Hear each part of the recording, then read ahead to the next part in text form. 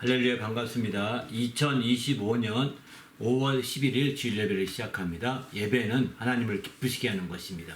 내 영혼아 하나님을 기쁘시게 하자. 세 번의 고백함으로 예배 선언하고 시작하도록 하겠습니다. 시작. 내 영혼아 하나님을 기쁘시게 하자. 내 영혼아 하나님을 기쁘시게 하자. 내 영혼아 하나님을 기쁘시게 하자.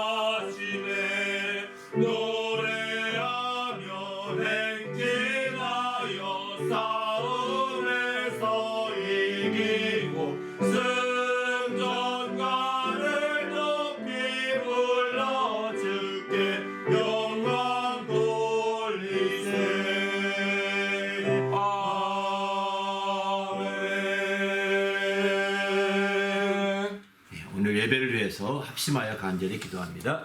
하나님 아버지여 감사합니다. 오늘 또 귀한 시간 주셔서 우리 하나님 앞에 나와 예배하며 영광 돌리는 믿음의 모든 시간을 주심을 감사합니다. 하나님의 성령으로 충만하게 하시고 은혜와 진리가 충만하여 우리 하나님을 기쁘시게 하는 귀한 예배, 복된 예배로 인도하시며 함께하여 주시옵소서. 주로 풍성케 하여 주시옵소서. 각 처소에서 예배할지라도 정말 주님 앞에 영광 드리는 성령으로 하나 되는 귀한 예배가 되게 도와주시고 시간과 공간을 초월하여 우리 하나님을 기쁘시게 하는 믿음의 시간이 되도록 인도하여 주시옵소서. 감사하며 예수 이름으로 기도합나이다. 아멘. 하나님 아버지여 감사합니다. 오늘 또 거룩한 날 주시고 또 하나님 앞에 나와서 예배하며 영광 돌리게 하심을 감사합니다. 우리 하나님께서 친히 함께하여 주심으로 하나님의 성령이 충만한 가운데 성령의 인도함 받아 예배 드릴 수 있도록 인도하여 주시옵소서. 우리가 비록 각 처소에 있고 시간과 공간이 다를지라도 성령으로 하나 되게 하시고 성령이 이끌림 받아 귀한 예배, 하나님을 기쁘시게 한 예배가 되도록 인도하여 주시옵소서. 오늘 또 진리로 풍성하게 하시고 진리로 말미암아 자유함과 생명이 넘치는 모든 시간이 될 수 있도록 순서와 모든 것들이 될 수 있도록 인도하여 주시옵소서. 감사드리오며 우리 주 예수 이름으로 간절히 기원하옵나이다. 아멘. 전능하사 천지를 만드신 하나님 아버지를 내가 믿사오며 그 외아들 우리 주 예수 그리스도를 믿사오니 이는 성령으로 잉태하사 동정녀 마리아에게 나시고 본디오 빌라도에게 고난을 받으사 십자가에 못 박혀 죽으시고 장사한 지 사흘 만에 죽은 자 가운데서 다시 살아나시며 하늘에 오르사 전능하신 하나님 우편에 앉아 계시다가 저희로서 산자와 죽은 자를 심판하러 오시리라. 성령을 믿사오며 거룩한 공예와 성도가 서로 교통하는 것과 죄를 사하여 주시는 것과 몸이 다시 사는 것과 영원히 사는 것을 믿사옵나이다. 하늘에 계신 우리 아버지여, 이름이 거룩히 여김을 받으시오며 나라가 임하시오며 뜻이 하늘에서 이루어진 것 같이 땅에서도 이루어지이다. 오늘 우리에게 일용할 양식을 주시옵고 우리가 우리에게 죄 지은 자를 사하여 준 것 같이 우리 죄를 사하여 주시옵고 우리를 시험에 들게 하지 마시옵고 다만 악에서 구하시옵소서. 나라와 권세와 영광이 아버지께 영원히 있사옵나이다. 아멘.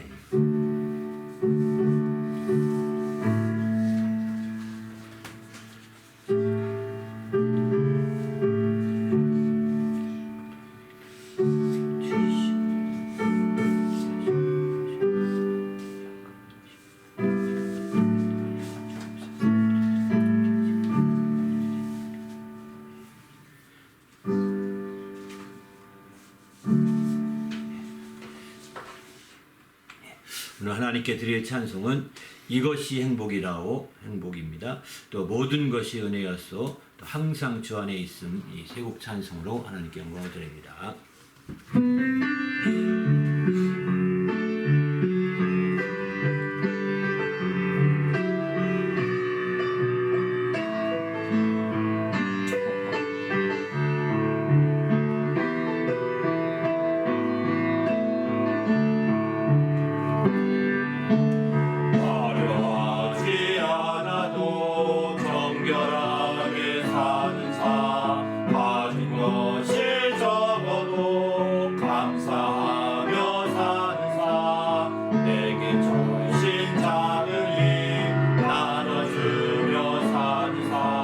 이것이 나의 삶의 행복이라오.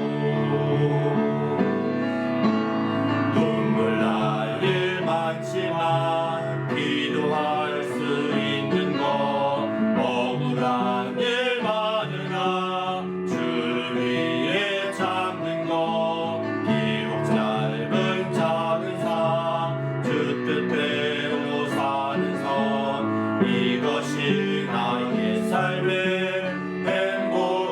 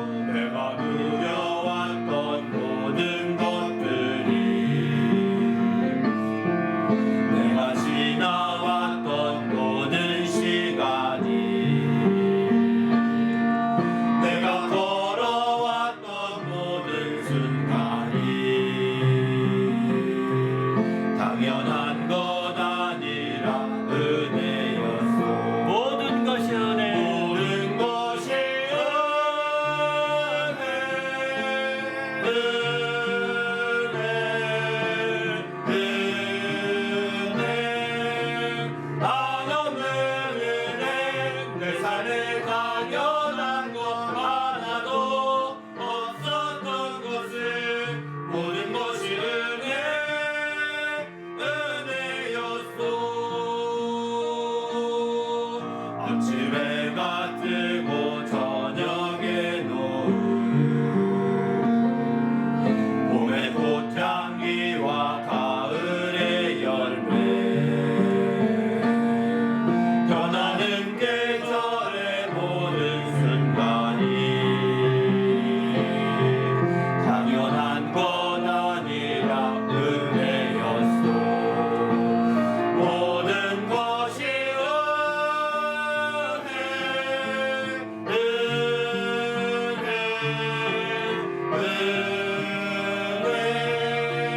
한없는 은혜 내 삶에 당연한 것 하나도 없었던 것을 모든 것이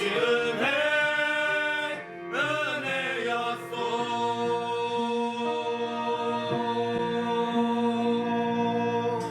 할렐루야. 기도하도록 하겠습니다. 네, 우리 하나님께 축복하셔서 또 하나님 말씀으로 채워질 수 있도록 인도해 달라고 또 하나님께 영광 돌리며 또 감사 찬양 하나 더 하려고 했는데 준비가 잘 안 됐습니다. 함께 감사함으로 하나님께 기도하며 찬양 하나님께 영광 드리도록 하겠습니다. 함께 간절히 기도하신 후에 보험 기도하신 후 말씀 나누도록 하겠습니다. 하나님 아버지여 감사합니다. 오늘 또 주님 귀한 시간 주셔서 참으로 주님 앞에 감사하는 믿음의 시간 주심을 감사합니다. 하나님의 성령으로 충만하게 하여 주셔서 하나님의 영광을 드리며 하나님의 이름을 높이는 믿음의 모든 시간이 될 수 있도록 이끌어 주시옵소서. 시간을 거룩하게 하시고 주의 것으로 풍성한 역사를 이룰 수 있도록 우리 하나님께서 함께 하시며 충만하게 도와 주셔서 하나님을 기쁘시게 하며 영화롭게 하기에 조금도 부족함이 없도록 이끌어 주시옵소서. 우리 주님이 함께 하시고 인도하심을 감사하며 예수 이름으로 간절히 기도합나이다. 하나님 아버지여 감사합니다. 오늘 또 거룩한 날 주시고 하나님 앞에 나와 예배하며 영광 돌리게 하심을 감사합니다. 우리 하나님 앞에 나올 때 거룩한 믿음과 예물을 드린 주의 모든 성도들을 축복하여 주시옵소서. 저들이 참으로 하나님을 사랑함으로 이처럼 거룩한 믿음과 예물로 거룩하게 구별하여 우리 앞에 하나님 앞에 드렸사오니 하나님께서 참으로 받으시고 온전히 귀한 것들로 채우셔서 늘 승리할 수 있도록 축복하여 주시옵소서. 저들의 믿음이 상달되며 예물이 연락되게 하여 주셔서 주님 안에서 형통하도록 축복하여 주시옵소서. 오늘 또 부족한 종을 세워주셨사오니 말씀의 지혜와 지식과 권능을 다하여 주시옵시고 주의 말씀으로 충만한 모든 시간이 될 수 있도록 이끌어 주시옵소서. 우리 주님이 함께 하시고 인도하심을 감사하오며 예수님의 이름으로 간절히 축복하며 기도합나이다. 아멘. 네.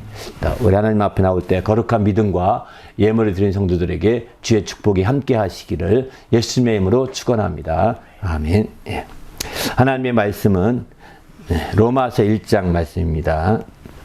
로마서 1장 15절로부터 17절 말씀입니다. 다 함께 읽겠습니다. 시작.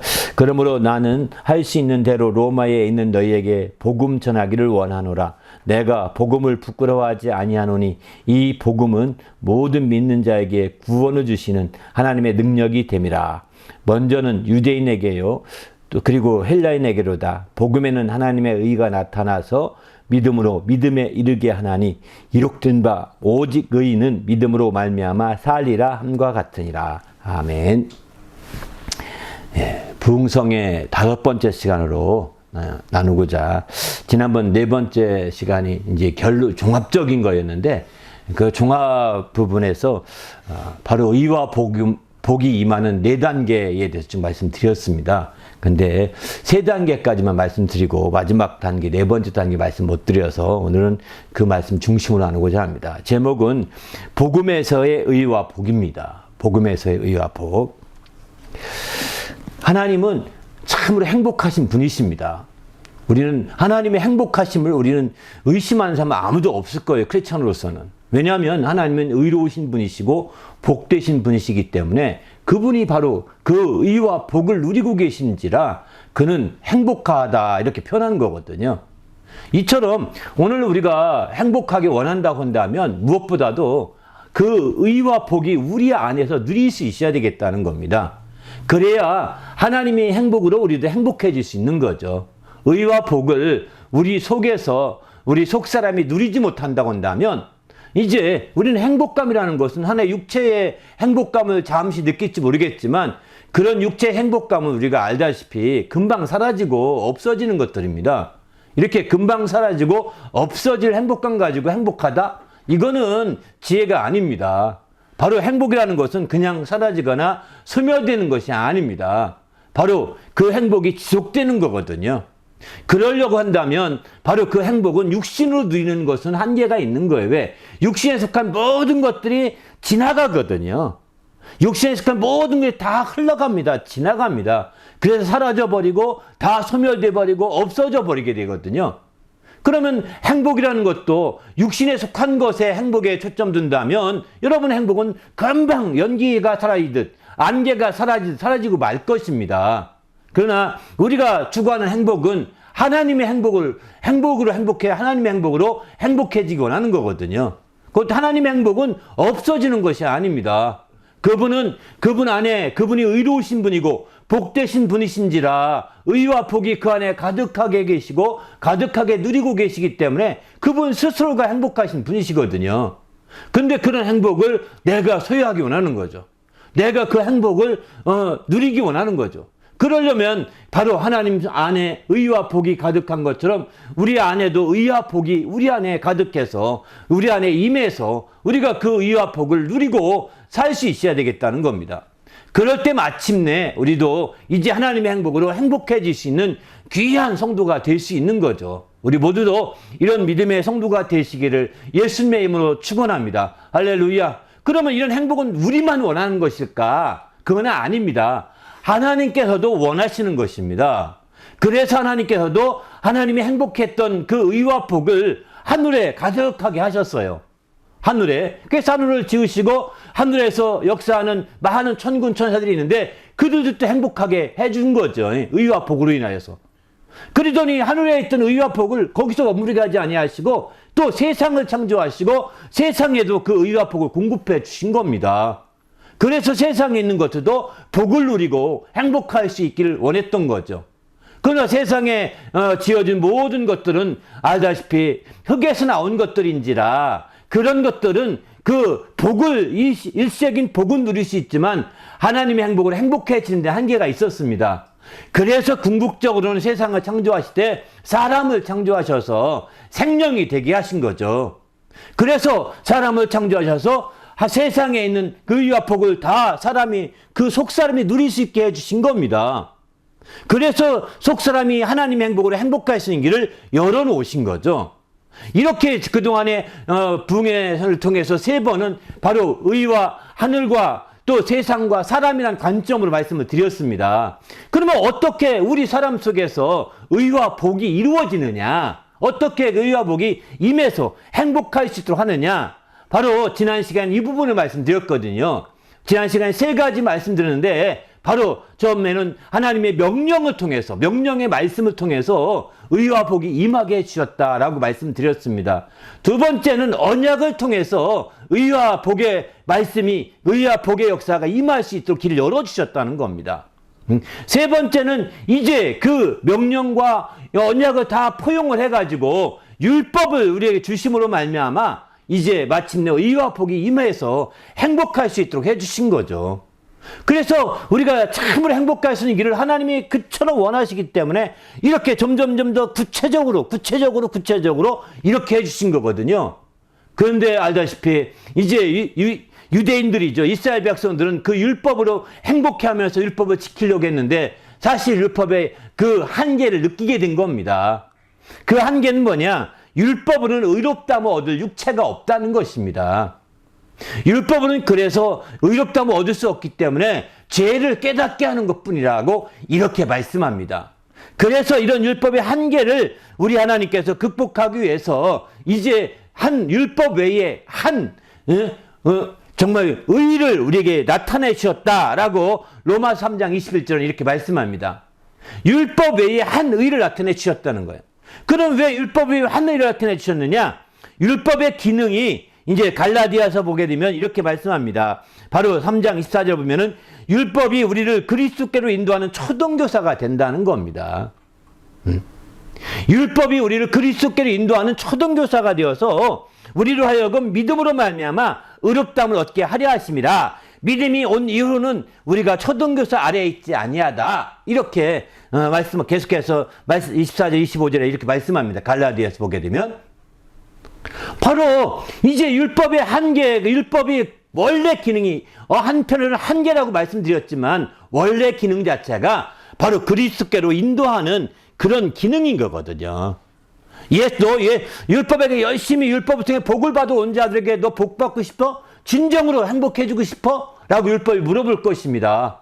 그러면 누구나 같아 예 하겠죠. 그때 율법이 말합니다. 저분에게 가봐. 그리스에게로 가봐. 여기서는 행복이 없어. 그리스에게 행복이 있어. 이렇게 안내해 준다는 거예요. 초등교사가 되어서 그리스에게 안내해 준다는 거예요.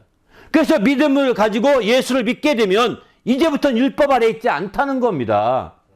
율법을 완전히 벗어난 자가 되었고 율법은 그저 참고적으로만 우리가 사용할 뿐이죠.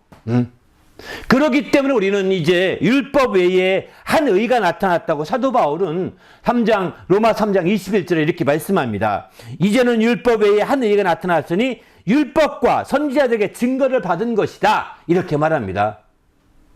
바로 곧 예수 그리스도를 믿음으로 말미암아 모든 믿는 자에게 비치는 하나님의 의인이 바로 하나님의 의가 모든 믿는 자에게 나타난 하나님의 의라는 것입니다. 율법 외에. 우리는 지금 오늘날 우리는 바로 이런 의를 가진 것이고 이런 의를 품고 있는 것이 뭐냐? 복음인 것입니다. 그래서 오늘 본문도 보게 되면 복음에는 의가 나타나니 이렇게 표현하지 않습니까? 17절 보게 되면 복음에는 하나님의 의가 나타나서 믿음으로 믿음에 이르게 하나니 이렇게 표현하죠. 그러니까 복음에는 이런 의가 들어있는 거예요. 율법에 없는 의입니다. 율법에 없는 율법과 선지자를 통해서 증거했던 의, 그 의가 이 복음에 있는 것이죠. 그래서 마침내 우리가 예수 그리스도를 믿는 것이고 그 복음을 받아들이고 그 의를 힘입어 사는 것이죠. 우리 모두도 이렇게 복음을 받아들이고 복음의 의를 힘입어 사시길 바랍니다. 이 의를 위해서 예수님께서 로마서 10장 4절 보면은 그리스도는 모든 믿는 자에게 의를 이루기 위하여 율법이 마침이 되시느니라 이렇게 말씀합니다. 바로 그리스도는 모든 믿는 자들이 바로 의를 이루기, 주의 율법의 한 의에 이르게 하기 위해서 율법이 마침이 됐다는 거예요. 여기서 율법을 마쳤다는 것, 율법을 폐지했다는 뜻이 아닙니다. 율법을 폐지하거나 율법을 소멸시켰다는 뜻이 아니라 율법을 완전케 해서 이제 율법을 더 이상 이걸 한번 지켜주면 의미가 없는 거거든요. 지키는 자들에게는. 우리는 예수에 속한 자들은 율법이 완전히 완전케 한 자들 안에 속한 거기 때문에 율법이 이제 있으나 마나한 겁니다. 그래서 율법이 마침이 되었다라고 이렇게 말씀하고 있는 거죠. 그래서 예수께서는 분명히 말씀합니다. 내가 율법을 폐하러 온 줄 생각하느냐? 아니다. 나는 율법을 완전하게 하려 합니다라고 이렇게 이제 마태복음 5장 17절에 이렇게 말씀하는 걸 봅니다. 이런 점에서 볼 때 우리가 이 율법을 통해서 하나님의 정말 예수 그리스도를 안내받고 예수를 믿음으로 말미암아 이제 율법 외에 나타난 하나님의 의에 이른 자가 된 거죠. 이게 바로 우리 모두가 정말 주님의 그 의를 복음을 통해서 받게 되는 거예요. 바로 네 번째 단계는 이와 같이 이제 그 의와 복이 복음으로 임한다는 것입니다. 그럼 복음과 복이 어떤 관계냐? 야고보서 1장 25절 보게 되면은 자유롭게 하는 온전한 율법을 들여다보고 있는 자는 듣고 잊어버린 자가 아니요 실천하는 자니 이 사람은 그 행하는 일에 복을 받으리라 이렇게 말하죠. 여기서 자유롭게 하는 온전한 율법, 이것이 뭐냐면 이게 복음입니다. 여기 율법이라는 말로 표현을 썼지만 자유롭게 하는 온전한 율법이라고 말씀입니다. 자유롭게 하는 온전한 율법, 이 복음을 실천하는 자에게 바로 복이 있다는 거예요. 복을 받으리라는 거예요. 이게 복음 안에 의가 있고, 또 그것을 복음 안에 복이 있고, 복음 안에 의가 있다고 볼 수 있는 거죠. 우리도 이제 주님 안에서 그렇기 때문에 이제 율법을 완전하게 한 율법은 바로 자유롭게 하는 온전한 율법이라고 예수님 야고보는 이렇게 표현합니다. 바로 예수께서 율법을 완전케 했기 때문입니다. 율법을 폐지한 것이 율법 소용없어 다 버려버려 이렇게 말씀한 것이 아니라 예수님이 율법을 완전케 하셨기 때문에 바로 이제 자유롭게 하는 온전한 율법을 복음을 이렇게 표현하고 있는 거예요. 야고보서는. 그런 의미에서 볼 때 우리가 이런 복음을 가지고 행하는 자엔 복이 있다는 거예요. 복을 받는다는 겁니다. 그래서 우리가 바로 이 복음에 따라서 복음에 따르는 복, 이런 것들이 함께 복음 안에 다 들어있는 거죠. 그런 의미에서 본다면 이 또 갈라디아 3장 8절 말씀은 재미있는 표현입니다. 하나님이 이방을 믿음으로 말미암아 의로 정하실 것을 성경이 미리 알고 먼저 아브라함에게 복음을 전하되 모든 이방인이 너로 말미암아 복을 받으리라 하였느니라. 여기는 복음이란 단어를 아브라함이 전했다는 거예요. 우리는 복음이 예수 그리스도로 말미암는다. 우리는 다 알지 않습니까?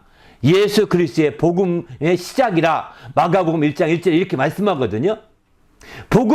그러나 복음이란 단어를 처음 쓴 단어는 사실 그 아브라함 때부터인 것을 알 수 있는 거죠. 갈라디아서는 아브라함에게 복음을 전했다는 거예요.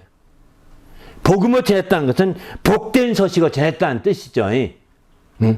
그냥 예수께서 예수의 그 복음도 복된 소식이에요. 쉽게 말하면 다 복된 소식인데 아브라함에게 이 복음을 전해서 어떤 복된 소식이 전했느냐? 모든 이방인이 너로 말미암아 아브라함으로 복을 받으리라. 이게 얼마나 복된 소식입니까? 이 복음이 맨 처음 아브라함에게 전달됐었고, 그리고 마침내 그 복음이 오늘날 예수 그리스도로 말미암아 우리에게 임하게 된 것이다 라고 이렇게 사실 말하고 있는 거죠. 갈라디아서는 그렇게 아브라함의 그 복이 예수를 믿음으로 말미암아 우리에게 직접 연결되고 있다.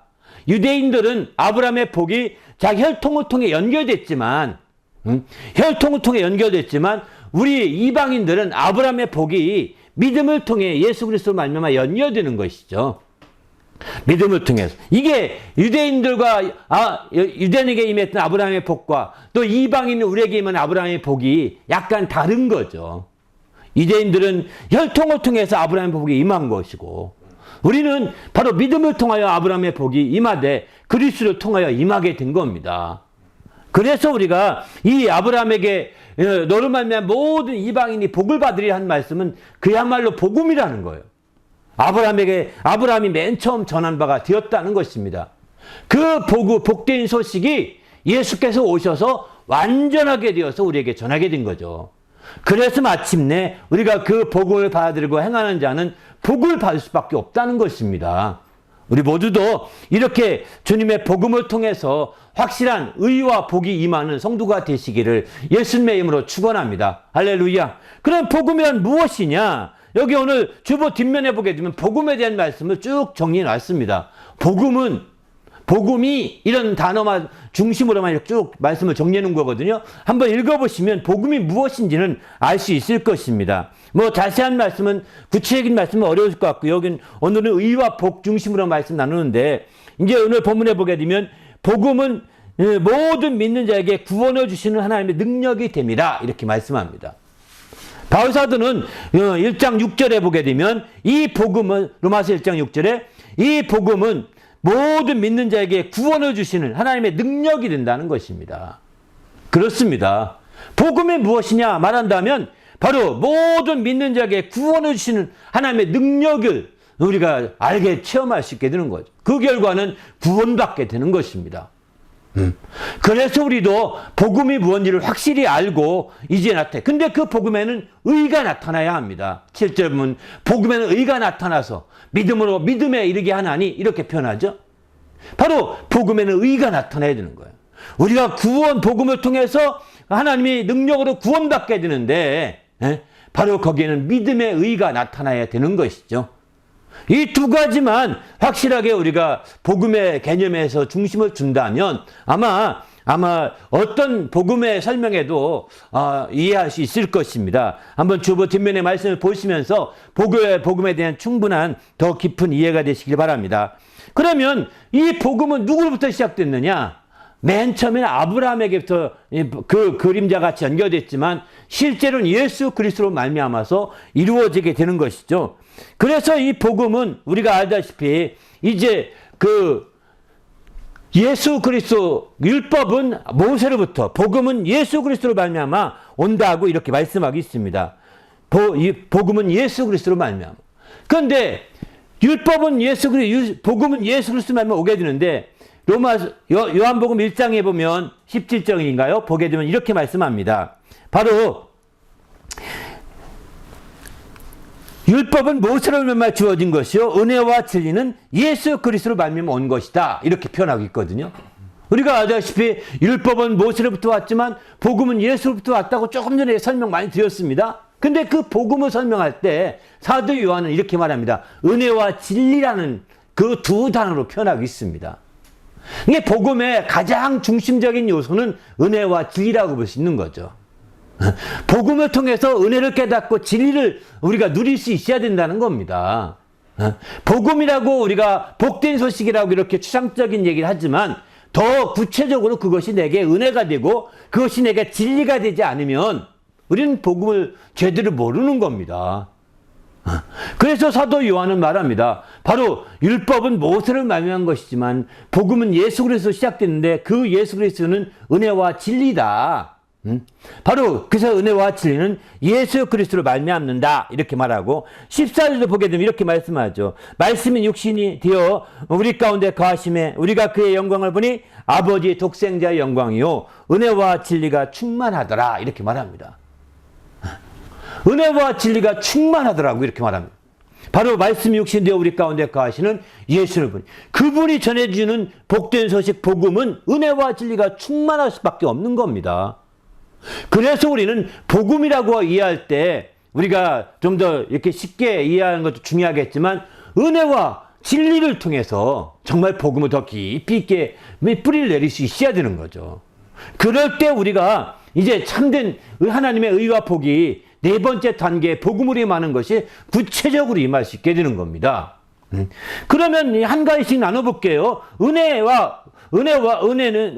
있어서의 의와 복은 어떻게 이루어지느냐? 또 진리에 있어서 은혜와 복은 어떻게 이루어지느냐? 이런 부분을 좀 살펴보려고 합니다. 성경에 먼저 보면 은혜를 베풀어 구워주는 자는 바로 이제 그 일을 정의로 행한다. 이렇게 시편 111편 5절 이렇게 말하죠. 은혜를 베풀어 구워주는 자는 잘 되나니 그 일을 정의로 행하리로다. 의로서 행한 것이라는 거예요. 은혜를 베풀어 구워주는다. 반면에 시편 30편 26절에 보면은 그는 종일토록 은혜를 베풀어 구워주니 그의 자손이 복을 받는도다. 이렇게 말합니다. 똑같이 은혜를 베풀고 구워주는 건데 이게 다 하나는 바로 의를 행하는 것이고 하나는 복을 받는 것이 이렇게 말하는 거거든요. 은혜를 베풀고 구워주는 것이 의를 행하는 것, 정의를 행하는 것이요. 또 복을 받는 이 두 가지가 같은 거라는 겁니다. 의를 행하는 자가 복이 있다고 말씀하는 것도 그것이거든요. 또 복을 받은 자가 의인이라고 말씀하고 있고요. 이런 것들 본다면 우리가 주님 앞에서 정말 은혜를 베풀고 구워주는 것이 얼마나 의를 행하고 복을 받는 지름길임을 시편을 통해서 이렇게 정확하게 맞춰주고 있습니다. 그런 의미에서 볼 때 은혜 하나 속에 의와 복이 다 들어있다고 해도 과언이 아닌 거죠. 근데 그 은혜가 어디에 들어있을까요? 복음 속에 한 구성료가 되는 거죠. 아주 절반은 은혜라고 볼 수 있으니까 복음의 절반. 또 복음의 절반은 또 진리라고 볼 수 있는 거죠. 진리도 마찬가지인 거죠. 이처럼 우리는 주님 안에서 의와 복이 은혜와 진리를 통해서 구체적으로 우리가 이제 이렇게 좀 우리 속에 임할 수 있어야 되는데 그럴 때 비로소 우리는 행복감을 느낄 수 있는 거거든요. 그것을 우리가 누리고 그것에 힘입지 않게 되면 이 행복감이라는 것을 느끼지 못하게 됩니다. 그냥 하나의 피상적이고 저 사람 참 기분 좋은가 보다 이런 정도로 끝날 수밖에 없는 거죠. 기분 좋은 문제가 아니라 실제로 이렇게 행복의 문제인 겁니다. 그러면 구체적으로 한번 살펴보죠.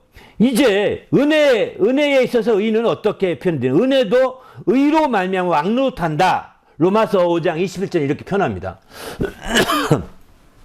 은혜도 이제 의로 말미암아 왕노릇한다는 것입니다. 죄가 사망 안에서 왕노릇한 것 같이 은혜도 또한 의로 말미암아 왕노릇하여 우리 주 예수 그리스도로 말미암아 영생에 이르게 하려 함이라. 은혜가 의로 말미암아 왕노릇해서 우리를 예수 그리스도로 이제 영생에 이르도록 이끈다는 거죠. 그래서 우리가 은혜를 깊이 알고 은혜를 누릴 수 있다면 이제 의를 힘있게 되는 것이고 그로 말미암아 예수 그리스도 말미암아 영생에 이를 수 있는 길이 열리게 되는 것이죠. 두 번째는 의를 베푸사 사람에게 그 하나님의 공의를 회복시킨다라고 욥기에는 이렇게 말합니다. 욥기 33장 26절에 보면 이렇게 하나님께 기도함으로 하나님이 은혜를 베푸시니 그로 말미암아 기뻐 외치며 하나님의 얼굴을 보게 하시며 사람에게 그의 공의를 회복시키시느니라. 바로 하나님의 은혜를 베푸셔서 이제 이렇게 궁극적으로는 공의를 회복시킨다는 거예요. 은혜를 통해 공의를 회복하고자 하는 것입니다. 우리가 은혜가 무슨 공의야 이렇게 할지 모르겠지만 아닙니다. 어떤 사람들이 교회에서 은혜를 많이 강조하니까 은혜 모든 게 은혜야 은혜 이렇게 하니까 마치 아이고 은혜만 받으면 다 되나 안 되잖아요. 은혜 받으면 뭐 다 이게 이런 거예요 아니잖아 이런 식으로 말하거든요. 은혜 받아야 의를 회복할 수 있는 길이 열리는 겁니다. 은혜 안 받으면 자기가 의를 세우고 의를 회복한 것을 가지고 자랑하려고 합니다. 자기 의가 되기 때문입니다. 은혜를 받아야 내 의가 안 나타나는 거거든요. 오직 하나님의 의만이 나타나는 거예요. 하나님의 의만 나타내야 진정한 은혜 받은 자요. 그게 바로 참으로 영광 돌리는 길인 거거든요. 그런데 우리는 종종 자기의 의가 자랑이 되어서 이제 은혜가 없어요. 그런 사람들은. 은혜가 나타날 수가, 은혜를 받아들일 길이 속이 없는 거예요. 받아들일 수가 없는 겁니다. 그래서 우리는 주님 앞에서 은혜를 베푸셔서 정말 하나님이 공의를 회복한다는 것을 욥기는 이렇게 말씀하고 있는 거죠. 로마서 3장 24절에 보면 은혜로 값없이 의롭다면 얻는다 이 말했습니다. 그렇습니다. 은혜로 값없이 의롭다면 얻는 것이죠. 또 이제 네 번째도 비슷한데요. 디도 3장 7절 보게 되면은 은혜를 힘입어서 의롭다면 얻는다. 여기 값없이라는 말을 빼놨을 뿐이 똑같죠. 은혜를 힘입을 때 의롭다면 얻을 수 있다는 것입니다. 은혜 받는 것보다 더 의롭다 의를 실행하는 것이 없는 거예요. 은혜 받는 것 중요하지만 하나님 뜻대로 의를 행해야지 이렇게 강조하는 사람 많거든요. 맞습니다. 그러나 은혜 받아야 그 일도 할 수 있는 겁니다. 은혜 받지 않고 뜻대로 의를 행하게만 초점 두고 살면 은혜가 온데간데 없어지고 자기 의만 드러날 뿐입니다. 자기 자랑만 생길 뿐입니다. 오직 모든 것이 은혜임을 알고 은혜를 먼저 받고 은혜로 말미암아 시작되는 것이 의가 돼야 되는 거죠. 은혜로 말미암아 의롭다면 얻는다고 분명히 말씀하고 있지 않습니까? 은혜 받은 자들은 의롭다면 얻을 수 있는 길이 분명한 것입니다. 반면에 복과는 어떤 관계냐? 여기도 이렇게 말합니다. 은혜를 베푸사 복을 주신다. 시편 60편 1절은 이렇게 말합니다. 은혜를 베푸사 복을 주신다는 겁니다. 또 이제 신명기 33장 16절 보게 되면 은혜로 말미암아 복이 머리에 임한다는 겁니다. 은혜로 말미암아서 복이 머리에 임한다는 거예요. 은혜가 없으면 복이 임하지 않는다는 거 똑같지 않습니까? 은혜 있는 곳, 그러니까 다시 말하면 은혜 있는 곳에 복이 역사한다고 보셔야 되는 거예요. 은혜가 없는 곳에는 복이 역사하지 않습니다. 왜? 그들은 은혜가 없이 복을 받은 자들은 복이라고 생각하지 않습니다. 자기 노력이요 수고의 대가라고 생각할 뿐이죠. 정말 복을 노력이요 수고의 대가요. 그러니까 분복에 불과한 거죠. 작은 분복에. 그러나 우리는 은혜 받은 자들은 그게 복이라는 사실을 깨닫게 되는 것이죠. 굉장히 중요한 개념이에요. 또 세 번째는 신명기 33장 23절에 보게 되면은 은혜가 풍성하고 복이 가득하게 된다 이렇게 표현합니다. 여기 납달리에 대해서 예언한 말씀인데 이렇게 납달리에 대하여 읽었을 때 은혜가 풍성하고 여호와의 복이 가득한 납달리요 이렇게 표현하지 않습니까? 은혜가 풍성하고 여호와의 복이 가득하게 드는 것이죠. 이렇게 은혜가 또 은혜를 입술에 머금으니 영원한 복을 주시며 시편 45편 2절에 이렇게 말씀합니다. 왕은 사람들보다 아름다워 은혜를 입술에 머금으니 그러므로 하나님이 왕에게 영원한 복을 주시는도다 이렇게 표현합니다. 정말 이 입술에 은혜를 머무고 있으면 다시 말해서 입술에서 그 은혜를 정말 멀리하지 아니하고 늘 은혜를 찬송하고 은혜를 공유하고 은혜를 나누고 은혜를 전하고 은혜의 힘을 고백하고 은혜의 힘을 인정하고 이렇게 늘 살 때 하나님께서는 마침내 이제 영원히 복을 주신다는 겁니다. 이 말씀을 우리는 신뢰해야 됩니다. 이런 말씀이 있기 때문에 바로 하나님의 은혜를 통해서 의와 복이 구체적으로 우리 가운데 임하시고 새롭게 되는 걸 볼 수가 있는 것이죠. 우리도 주님 안에서 은혜와 복을 누리는 성도가 되시기를 예수님의 이름으로 축원합니다. 할렐루야. 시편 5편 12절 보면 여호와여 주는 의인에게 복을 주시고 방패랑같이 은혜로 그를 호위하시리로다 이렇게 표현합니다. 바로 의인에게 복을 주시고 방패로 같이 은혜로 그를 의인을 호위한다는 거예요. 그러니까 의인에게 있어서 그 은혜는 절대적인 것이고 또 함께 복이 따르게 되는 것이죠. 복이 함께 따라서 복이 역사하고 있음을 잘 표현해 주기는 대표적인 말씀이라고 시편 5편 12절 말씀을 볼 수가 있는 거죠. 우리도 정말 주님의 의를 행함으로 말미암아 이 복을 누리는 성도가 되시길 바라고 또 하나님의 은혜로 말미암아 정말 이렇게 호위해 주시는 그런 성도가 될 수 있기를 예수님의 이름으로 축원합니다. 할렐루야. 그래서 우리가 적극적으로 은혜에 대해서 우리가 생각을 해야 되겠다는 거죠. 반면에 또 믿음은 어떠냐? 진리는 어떠냐? 진리와 진리에서의 의와 복의 관계를 한번 살펴보죠. 진리를 말하는 자는 의를 나타낸다. 잠언 12장 17절 이렇게 말합니다. 진리를 말하는 자는 의를 나타내어도 거짓쟁이는 속이는 말을 하느니라 이렇게 잠언에 말하거든요. 그러니까 진리를 말하는 자는 의를 나타낸다. 진리를 말하면서 불의함을 언급할 수가 없는 거예요. 사랑이라는 것을 성경이 말하는 사랑은 진리와 함께 기뻐하는 거라고 하지 않습니까? 바로 진리와 함께 의를 기뻐하는 것입니다. 그러니까 진리를 말하는 자가 의를 나타내기 때문입니다. 우리도 이제 주님 안에서 진리를 말함으로 하나님의 의를 나타내는 성도가 되시길 바랍니다. 할렐루야. 그러나 반면에 이제 진리가 아니고 거짓을 말한다. 그러면 그 자체가 의를 나타내서 거짓으로 하나님의 의를 드러낼 길이 없다는 겁니다. 거짓으로 하나님의 의를 증가할 수가 없다는 것입니다. 오직 진리만으로 증가할 수 있는 것이죠.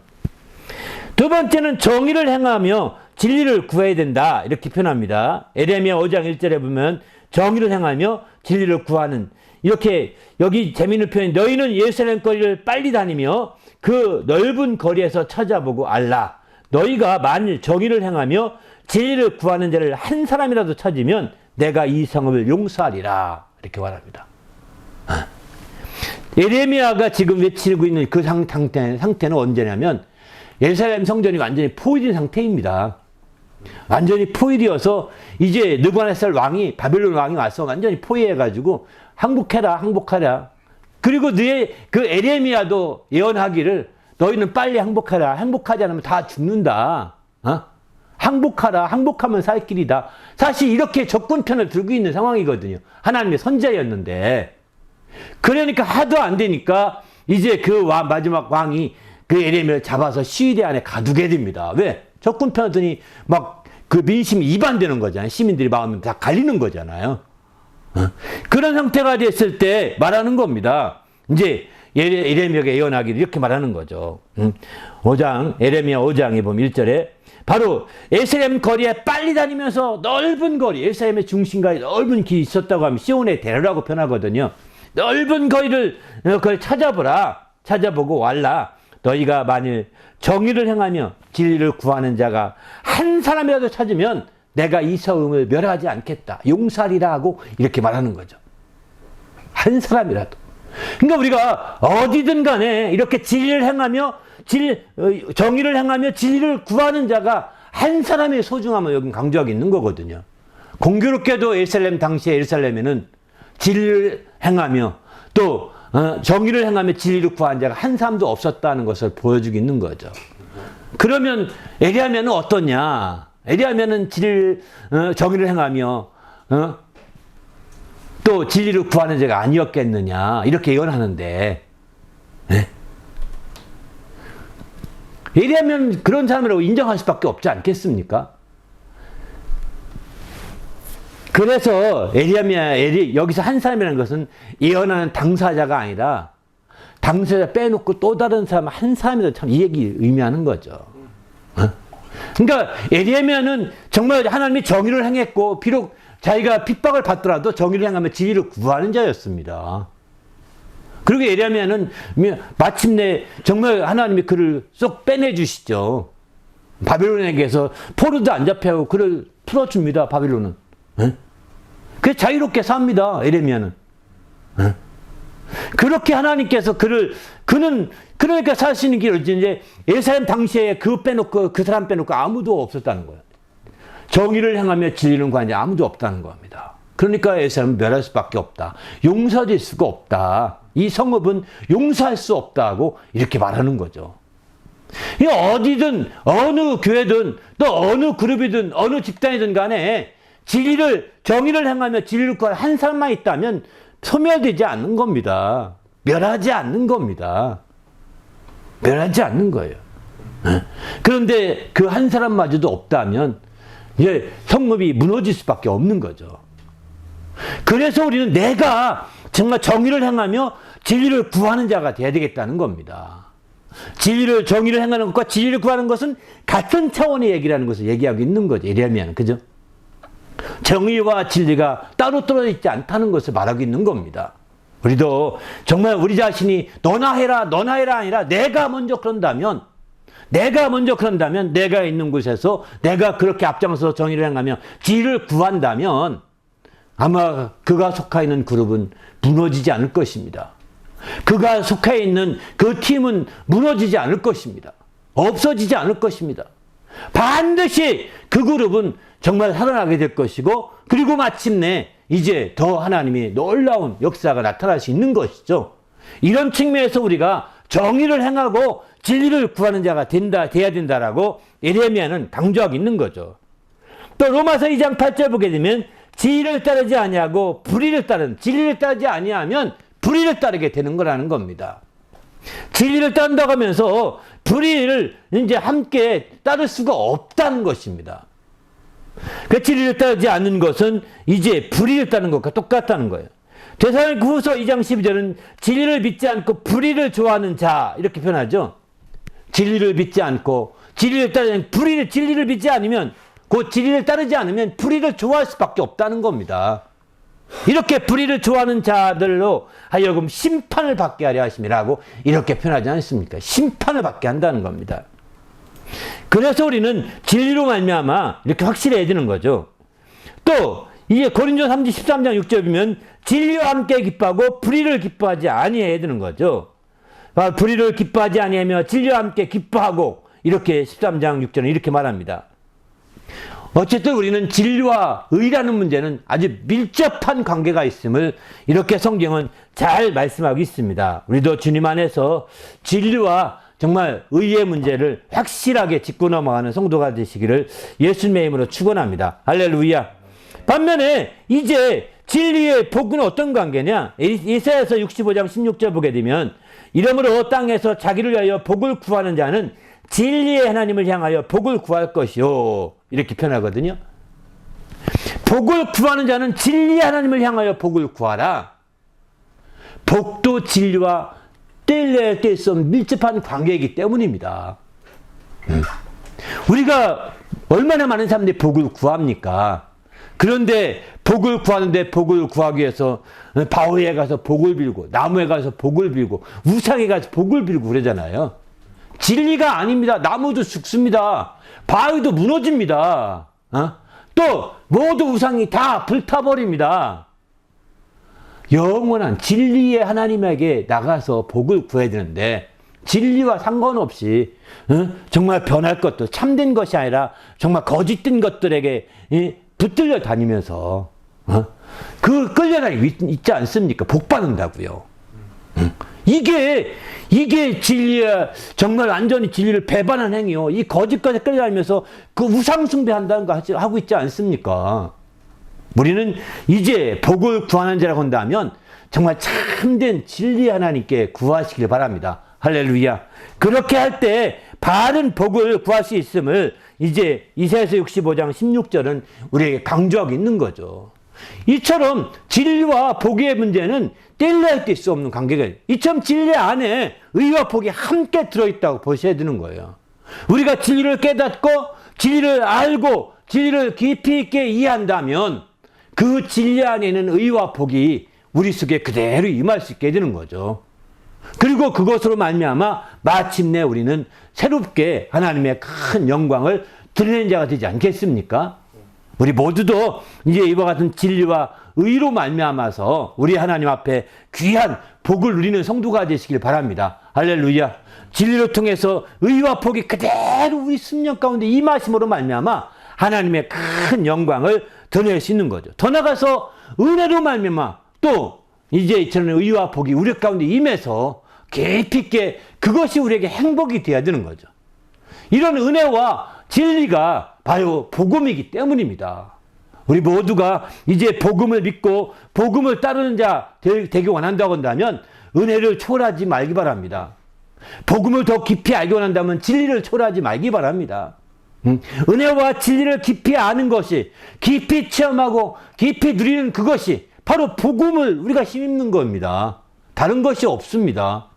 우리는 그저 그 복음 따로, 은혜 따로, 진리 따로 다 따로따로인 것 같이 생각하지만 따로따로가 아닙니다. 복음 안에 은혜와 진리가 들어있는 거예요. 복음 안에 의와 복이 들어있는 것처럼 이제 복음 안에 있는 은혜와 진리에도 똑같이 의와 복이 다 들어있어서 더 누릴 수 있기 편하게 해준 거죠. 복음이 한 뿌리라고 한다면 뿌리 밑에 작은 뿌리라고, 중간 뿌리라고 할 수 있는 바로 은혜의 뿌리, 진리의 뿌리가 있는 것입니다.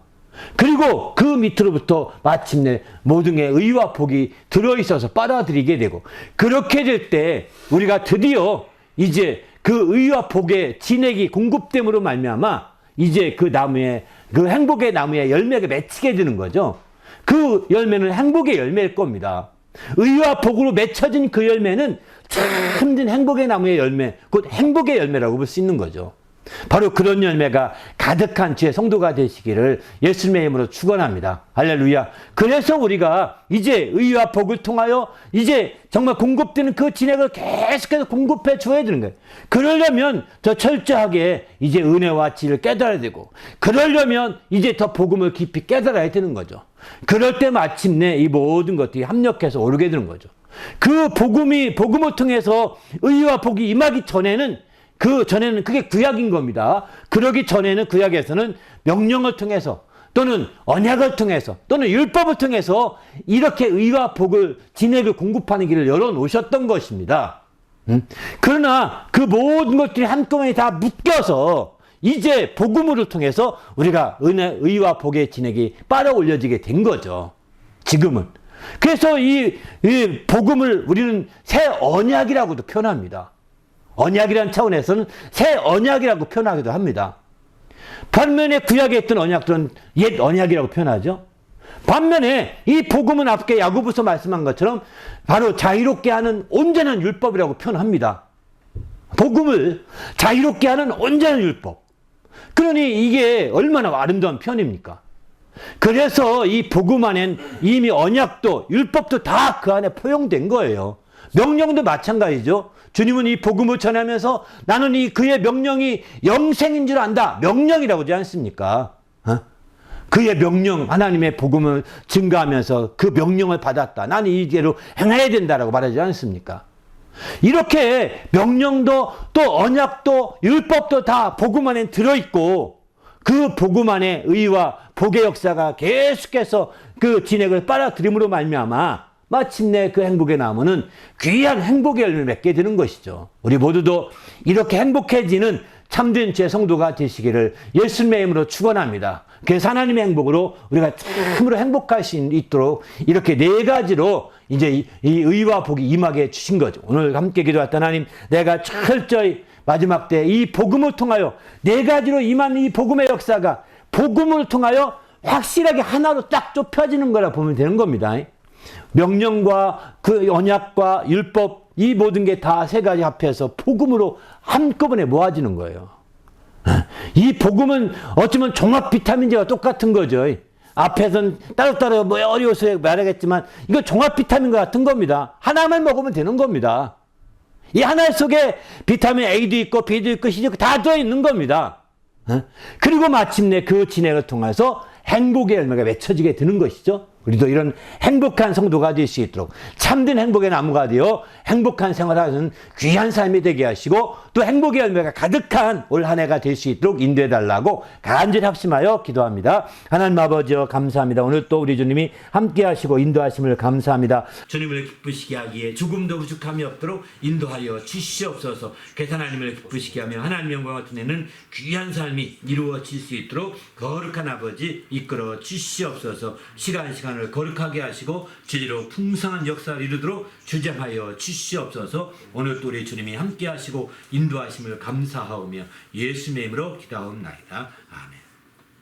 하나님 아버지여 감사합니다. 오늘 또 귀한 시간 주셔서 우리 하나님 앞에 나와서 온전히 하나님의 행복으로 행복해지기로 결심하고 들어가는 모든 주님의 성도들 축복하여 주시옵소서. 주님을 사랑함으로 이처럼 거룩한 행복으로 행복하기를 간절히 소망하오니 하나님이여 행복의 열매가 주렁주렁 맺히는 행복의 나무가 될 수 있도록 인도하여 주시옵소서. 이를 위해서 행복의 뿌리를, 행복나무의 뿌리를 정말 온전히 쭉쭉 뻗게 하시되 복음을 통하여 뿌리가 뻗어지게 도와 주시옵소서. 복음 안에는 하나님의 명령과 언약과 율법이 다 들어있어서 마침내 이제 은혜와 진리의 두 뿌리로 그 뿌리를 의와 복의 진행을 빨아들일 수 있는 그런 나무가 되게 하여 주셔서 행복의 열매가 풍성한 삶을 이룰 수 있도록 인도하여 주시옵소서. 오늘도 이와 같이 살기로 결심하고 들어간 모든 성도를 축복하셔서 올 한 해 동안 참된 행복의 나무로 행복의 열매가 주렁주렁 맺히는 한 해가 되도록 인도하여 주시옵소서. 예수 이름으로 간절히 기도하옵나이다. 아멘.